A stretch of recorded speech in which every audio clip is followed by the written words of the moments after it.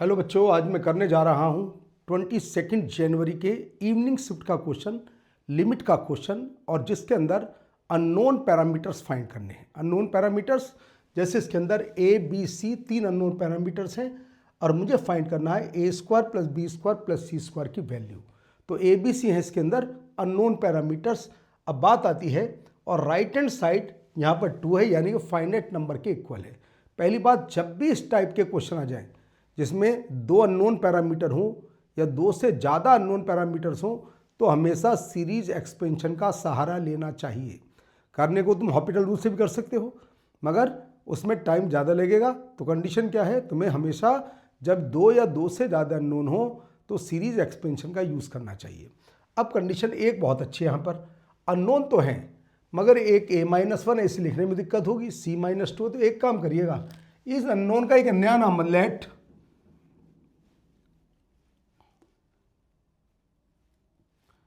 a-1 को तो हम अल्फा एज्यूम कर लेते हैं, b को रख देते हैं बीटा, और c-2 को हम गामा रख देते हैं। लास्ट में इसकी वैल्यू चेंज कर लेंगे, कोई दिक्कत वाली बात नहीं है। थोड़ी कैलकुलेशन थोड़ी हल्की सी लगेगी देखने में, और कोई बात नहीं। पहले एज्यूम कर लिया, बाद में हम अल्फा बीटा की वैल्यू पुट करके ए बी सी की वैल्यू फाइंड करेंगे। तो क्या होता है, देखिए, लिमिट x टेंस टू 0 रखिए जी वैल्यू e की power alpha x plus 2 cos beta x plus gamma e की power minus x upon x cos x minus log 1 plus x equal to 2। मैंने कुछ नहीं किया, अननोन को मैंने कुछ एज्यूम कर लिया ताकि कैलकुलेशन आसानी से हो सके, और कोई कंडीशन नहीं। अब सीरीज एक्सपेंशन जब भी करो तो कम से कम x की पावर 3 के टर्म तक तो होना ही चाहिए कम से कम उसके अंदर। कैसे, देखो, limit x tends to 0 e की power alpha x 1 plus alpha x alpha square x square upon 2 factorial alpha cube x cube upon 3 factorial. आगे क्या होगा तुम्हें कोई मतलब नहीं है, रुक जाइए, बस क्यूब तक सीरीज से ही काम चल जाता है जितने भी क्वेश्चन होते हैं। अब आता क्यूब से ऊपर मत जाइए, 2 कॉस बीटा एक्स, तो इसको लिखिए 1 minus beta square x square upon 2 factorial. आगे का मैं छोड़ देता हूं क्योंकि अगली वाली टर्म के अंदर x की पावर 4 आएगा। मैंने कहा x क्यूब तक चलिएगा बस, plus gamma 1 minus x plus x square by 2 factorial minus x cube by 3 factorial. कोई आवश्यकता पड़ती नहीं क्वेश्चन में, अगर 3 अननोन है क्यूब से काम चल जाता है, 4 अननोन होंगे तो पावर 4 तक चलेंगे, अपॉन रखिए जी x 1 minus x square by 2 factorial, आगे चलना मना है, minus x square by 2 plus x cube by 3। ये लीजिए, ये सब था इक्वल टू 2 के इक्वल, 2 के इक्वल था। जो कट जाए उसे काट दी, जो बच जाए उसे देख लेंगे बाद में क्या होगा। तो एक बात देखिए, इस एक x से एक x कैंसिल हो जाता है मल्टीप्लाई करने के बाद, ऊपर क्या बचता है, लिमिट x टेंस टू 0। पहले कांस्टेंट को कलेक्ट कीजिए, 1 प्लस 2 प्लस गामा, यानी कि 3 प्लस गामा आ जाता है कांस्टेंट, प्लस इसके बाद x को कंपेयर, x को देखिएगा x के साथ क्या क्या है, x के साथ है जी अल्फा माइनस गामा। और जरा एक नजर नीचे भी डाल लीजिए, नीचे क्या हो रहा है, ध्यान से देखिए, नीचे केवल एक्स स्क्वायर कॉमन आएगा और कुछ कॉमन आएगा ही नहीं। तो नीचे से मैंने एक्स स्क्वायर कॉमन लिया तो आएगा 1/2, क्योंकि ये दोनों तो एक्स क्यूब के साथ हैं, x³/2 और -x³/3 कितना हो जाता है, -5x³/6। आगे जाना बिल्कुल मना है, रुक जाइए बस, जो भी टर्म होगी बाद में देखा जाएगा उसे।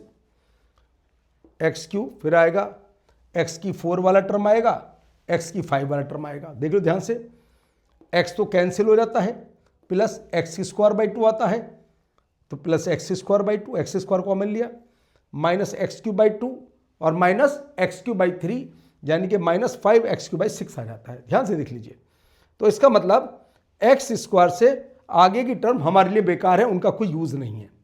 तो देखते हैं x² के साथ क्या आता है जी। ये x² के साथ है, ये भी x² के साथ है, ये भी, तो कुल मिलाकर के x²/2 फैक्टोरियल कॉमन है, 2 फैक्टोरियल कॉमन है, तो क्या क्या बचता है, α² और देखिए जी -2 β² प्लस गामा, ये बचता है जी।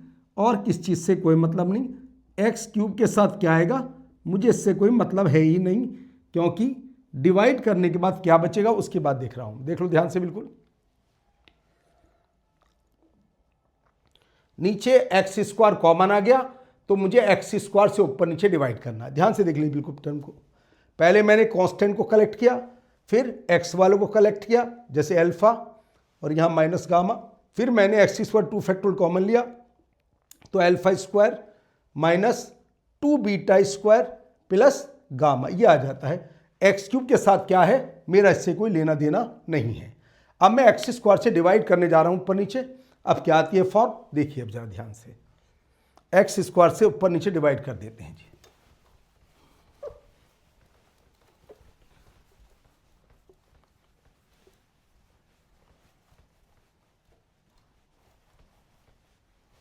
तो डिवाइड होकर क्या होता है, देखिए, लिमिट x टेंस टू 0, हम x² से ऊपर नीचे डिवाइड करने जा रहे हैं, 1/2 -5 x³/6 प्लस, छोड़िए जो भी कुछ बचता है x² से divide, 3 plus gamma by x² plus alpha minus gamma upon x plus 1/2 factorial यानी कि 2 α² -2 gamma plus gamma 2 β² plus gamma और प्लस x इंटू समथिंग जो भी आएगा वो इक्वल टू 2। देखिए यहां तक करने के बाद मैंने ऊपर नीचे x², right hand side finite है, तो ये अगर ये x 0 होगा तो नीचे तो 1/2 आ जाएगा, नीचे 0 होगा तो ये इन्फिनिटी बन जाएगा। अगर 3 प्लस गामा 0 नहीं है तो ये इन्फिनिटी बन जाएगा, नॉट डिफाइंड, जबकि right hand side finite value है, तो होगा 3 plus gamma must be 0, alpha minus gamma must be 0, ये तो होना ही पड़ेगा दोनों को।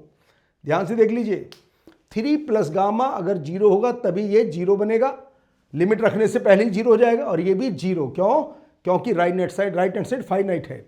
अगर L3 प्लस गामा या तो 0 होगा या 0 नहीं होगा, अगर 0 नहीं होगा तो इन्फिनिटी हो जाएगा, right hand side finite value है, 3 plus gamma must be 0 and alpha minus gamma must be 0। तो मेरे पास यहां से पता चल जाता है जी भाई अल्फा और गामा दोनों की वैल्यू सेम है, कितना है जी, -3, अल्फा और गामा दोनों की वैल्यू -3 है।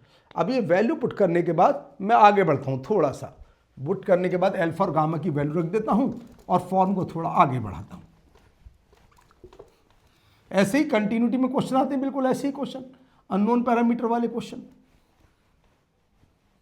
बस तुम्हें ध्यान रखना है, अगर 2 से ज्यादा अननोन है तो पहले सीरीज एक्सपेंड कर देना, उसके बाद क्वेश्चन में कुछ होता ही नहीं है। अब क्या आता है, अल्फा और गामा की वैल्यू रखने के बाद लिमिट, अभी लिमिट का यूज नहीं कर रहे, लिमिट एल्फा, ये सब खत्म, 1/2, हाँ जी, एल्फा और गामा की वैल्यू रखिए अंदर, 9 - 2 beta square -3 plus x upon 1/2 minus 5x³ 6। देख लिया, ऑब्जेक्टिव क्वेश्चन है, कितना लेंथी क्वेश्चन है खुद देख लीजिए, ऑब्जेक्टिव क्वेश्चन है। बस x की लिमिट डाल दीजिए 0, तो 1/2 6 - 2 beta square plus 0 upon 1/2 minus 0 is equal to 2। ध्यान से देख लीजिए, अब हमारी कंडीशन क्या आती है यहां से, 1/2 से 1/2 कैंसिल, तो आ जाता है जी 3 minus beta square is equal to 1, और कह सकते हैं जी बीटा स्क्वायर की वैल्यू 2 आती है। देख लो ध्यान से भाई, 1/2 से 1/2 कैंसिल, और देखो 2 से divide, 3 minus beta square equal to 1, तो बस बीटा स्क्वायर 2 आ जाता है। तो हमारे पास एल्फा भी आ गया, गामा भी आ गया, बीटा भी आ गया। अब मुझे निकालनी है ए बी सी की वैल्यू। क्यों, हमने क्या क्या एज्यूम करा था, उस कंडीशन का पता लगा लेते हैं। देखिए जरा, हमने माना था a-1 को एल्फा, तो बताइए a कितना होगा जी, 1 प्लस एल्फा, यानी कि -2, क्योंकि एल्फा की वैल्यू -3 है। देखो ये रहा, b को हमने बीटा माना था, तो बीटा कितना था जी, बीटा नहीं बीटा स्क्वायर है, तो मुझे वैसे भी बीटा स्क्वायर चाहिएगा, तो b square is equal to beta square is equal to 2। तीसरा, c-2 को मैंने गामा माना था, तो बात आती है c कितना होगा जी, 2 प्लस गामा, और गामा है -3, तो लीजिए -1।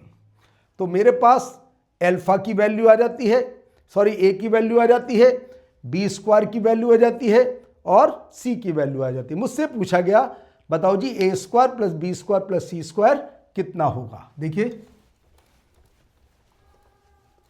बस अब तीनों की वैल्यू रखकर ऐड कर दीजिए, आंसर आ जाता हमारे पास। लीजिए जी, तो इतना टफ क्वेश्चन देख, लेंथी क्वेश्चन, टफ भी नहीं। a square plus B square plus C square, a square होगा जी 4,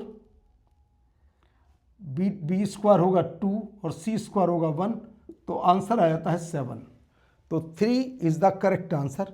इसका आंसर 7 आता है जी, 4 + 2 + 1, आंसर आ गया 7। उम्मीद है समझ में आ गया हो क्वेश्चन।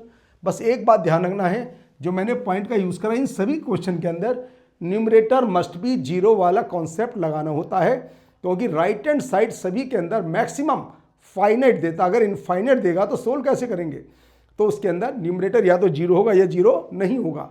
मगर जब नीचे वाला 0 है तो न्यूमरेटर मस्ट बी 0 का यूज़ कीजिएगा, और सारे मुश्किल क्वेश्चन आराम से ख़त्म हो जाते हैं। तो मेरे क्वेश्चन का आंसर 3 आ जाता है 7। उम्मीद है लिमिट का ये क्वेश्चन समझ में आ गया होगा। एक बार फिर दोबारा स्टार्टिंग से एज्यूम करके, कांस्टेंट को एज्यूम करके चलेंगे, थोड़ा टाइम बच जाएगा, वरना a-1 का स्क्वायर, उसमें टाइम वेस्ट होता है, आगे जा गलती हो जाती है। और सुनो, small a capital A capital B capital C मत मानना, वरना स्मॉल c और कैपिटल C में डिफरेंस खत्म हो जाता आगे जा करके। तो मैंने इसलिए अल्फा बीटा गामा का यूज़ किया। उम्मीद है ये क्वेश्चन समझ में आ गया होगा, क्योंकि 22 जनवरी की इवनिंग शिफ्ट सबसे टफ शिफ्ट थी। तो अगली क्लास में कुछ नया क्वेश्चन और लेकर के आता हूँ। Thank you.